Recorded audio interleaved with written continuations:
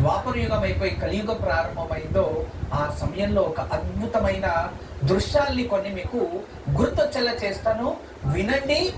వినంటే మంచిది. మరొకసారి వినండి. మీకు అందరికీ కూడా అభిమన్యు తెలుసు. అభిమన్యు ఎవరు అంటే అర్జున మరియు సుభద్ర కొడుకు అభిమన్యు. అభిమన్యు భార్య ఉత్తర.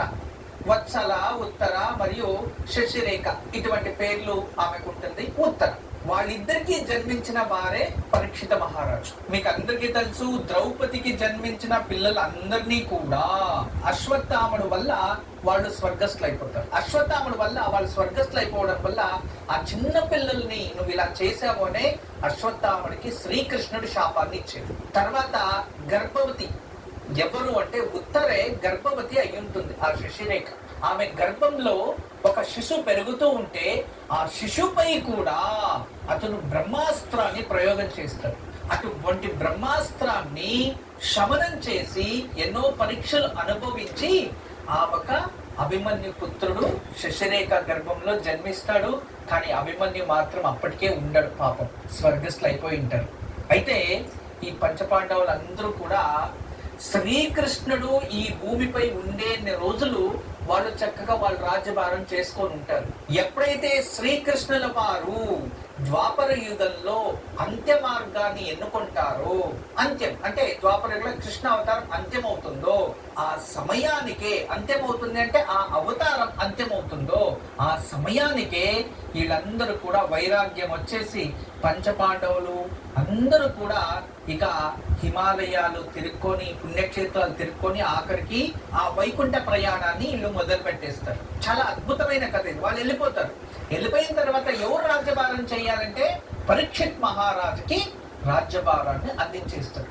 పరీక్షిత్ మహారాజు అతను ధర్మాత్ముడు, చాలా మంచివాడు. ఎందుకంటే పంచపాండవుల వంశము పరీక్షిత మహారాజు ఈ వసుదైవ కుటుంబకం అంటే ఈ యావత్ బ్రహ్మాండం ఏదైతే ఉందో ఆ ఒక బ్రహ్మాండంలో ఈ భూమి అనేది ఈ భూలోకం అనేది ఏదైతే ఉంటుందో దాని అన్నిటికి కూడా ఆ మహారాజు మాత్రమే అప్పుడు ఉంటాడు. మరియు విశేషంగా తన పరిధి అనేది తను ఎక్కడైతే రాజ్యభారం చేస్తూ ఉంటాడో అక్కడ ఎటువంటి అనాచారం లేకుండా అతను రాజ్యభారం చేస్తూ ఉంటాడు. అంత గొప్ప పేరు పరీక్షిత మహారాజుకు ఉంటుంది.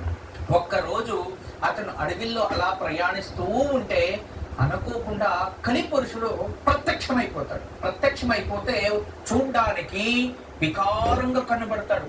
వికారంగా కనబడితే పరీక్షిత మహారాజు తన విల్లును తీసి, ఆగు, నువ్వెవరు, రాక్షసుల్లా కనబడుతున్నావు అంటే నేను కలిపురుషుణ్ణి అంటాడు. కలిపురుషుడా, నువ్వెందుకు ఇక్కడ వచ్చావంటే కలియుగం ప్రారంభం అవుతుంది పరీక్షిత మహారాజా, అందుకే ఇప్పుడు నేను వచ్చాను అంటే నేను బతికుండగా కలియుగం ప్రారంభమా, అది ఎలా అవుతుంది, నువ్వేమనుకుంటున్నావు, నా పైన యుద్ధం చేయి చూద్దామని విల్లుని తీస్తాడు. మహారాజా, ఇప్పుడు ద్వాపర యుగం అంత్యమయ్యే కాలం ప్రారంభమైంది, దీన్ని ఎవ్వరూ ఆపలేరు మహారాజా, గుర్తుంచుకోండి అంటే, సరే ఆపలేకపోయినా పర్లేదు, నువ్వు కలిపురుషుడు, నువ్వు ఎక్కడుంటే అక్కడ అధర్మం జరుగుతుంది, అందువలన నా పరిధిలో నువ్వు ఎక్కడ ఉండకూడదు, వెళ్ళిపో అంటే, ఇది నా ఆజ్ఞ కాదు స్వామి, సకల దేవతల ఆజ్ఞ, ఇది ప్రకృతి ఆజ్ఞ, దీన్ని ఎవ్వరూ ఏమీ చేయలేరు, నేను వచ్చాను ఖచ్చితంగా నేను ఉంటానంటే అయితే నాపై యుద్ధం చేసి నువ్వు వచ్చి ఉండు నా రాజ్యంలో అంటే,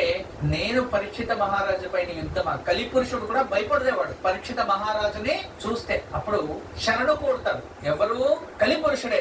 అయ్యా పరీక్షిత మహారాజా, నువ్వు ధర్మాత్ముడు, నీపై యుద్ధం చేస్తే నాకేం జరుగుతుందో తెలీదు, కానీ నేనైతే విధిని మార్చలేను కాబట్టి, వదిలి వెళ్ళిపోను కాబట్టి, నువ్వు ఒక ప్రదేశాన్ని నిర్ణయించేయి, ఆ ప్రదేశంలో నేను ఉంటా అని పరీక్షిత మహారాజుని కలిపురుషుడు వేడుకుంటాడు. అప్పుడు సరే నేను నిర్ణయిస్తాను, నువ్వు ఎక్కడుండాలి అంటే ఎక్కడైతే జూదము జరుగుతుందో అక్కడ ఉండు.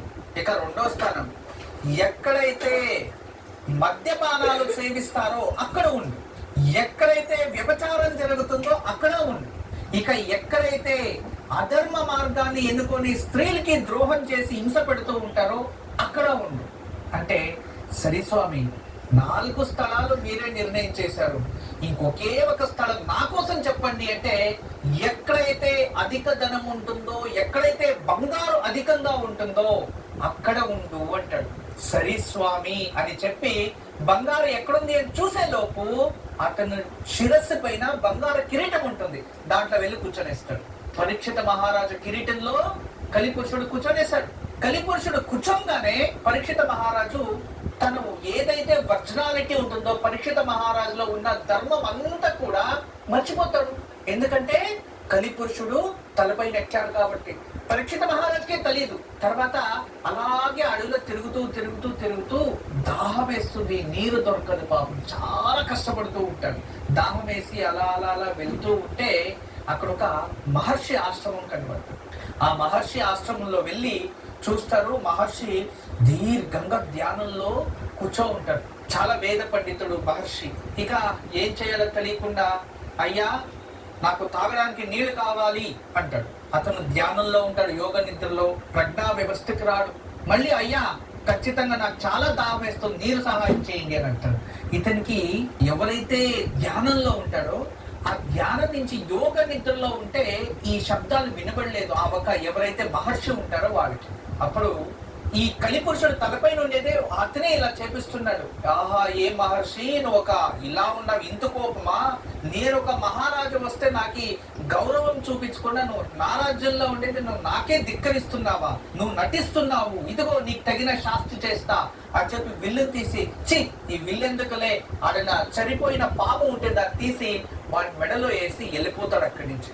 ఇంటికి వెళ్ళిపోయి ఆ కిరీటం తీసి పక్క పెట్టంగానే గుర్తొస్తుంది, అరే నేను ఎంత అపరాధం చేశా, ఏం చేశా అని చాలా బాధపడుతూ చాలా భగవంతుని వేడుకుంటుంటారు. రేపే నేను వెళ్ళి కాళ్ళు పట్టుకోవాలి, క్షమాపణ కోరాలి, నేను జీవితంలో మొదటి తప్పు చేశాను, నేను అధర్మం పని చేసేసానే అరే అని చెప్పి చాలా కుమిలి పోతూ ఉంటాడు.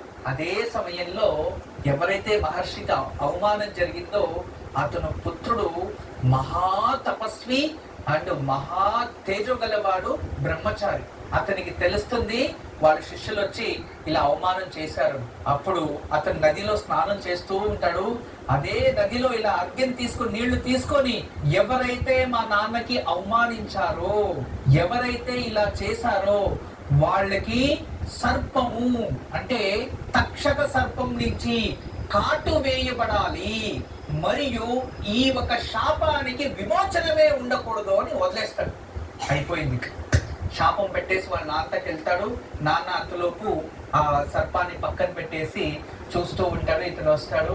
వస్తే ఏం జరిగింది, ఈ సర్పం ఎవరు ఇలా చేశారంటే, నాన్న ఎవరు చేశారో కానీ నేనైతే వాళ్ళకి మంచి శిక్షణ ఇచ్చాను, ఇంకా 7 రోజుల్లో వాళ్ళు తక్షక సర్పంతో కాటు వేసి వాళ్ళు చనిపోతారు నాన్న, నేను వాళ్ళకి శాపాన్ని ఇచ్చేశాను అంటే, వాళ్ళు ఎవరు చేశారు నీకు తెలుసా అంటే, నాకు తెలీదు నాన్న అంటారు.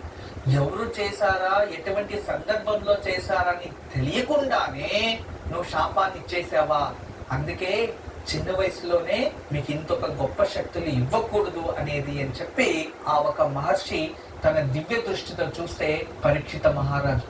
ఎటువంటి పరీక్షిత మహారాజు అధర్మము అనేది తెలియదు, కానీ మనములు కాపాడడానికి కలిపురుషును తన ముఖటం పైన అలంకరించుకొని ఇటువంటి అధర్మ పని చేపించాడు.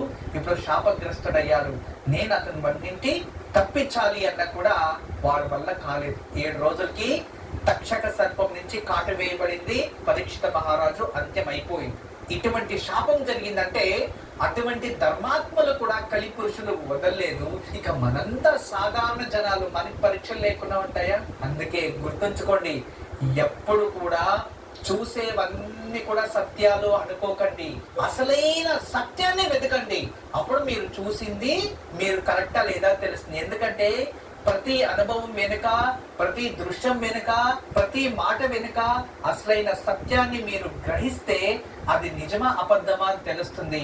అసలైన సత్యాన్ని మీరు గ్రహించకపోతే మీరు నిజమా అబద్ధమా అనే దాంట్లోనే ఉండిపోతారు. ఈ రోజు మంచి మాట చాలా అందరికీ నచ్చింది అనుకుంటా. పరీక్షిత మహారాజు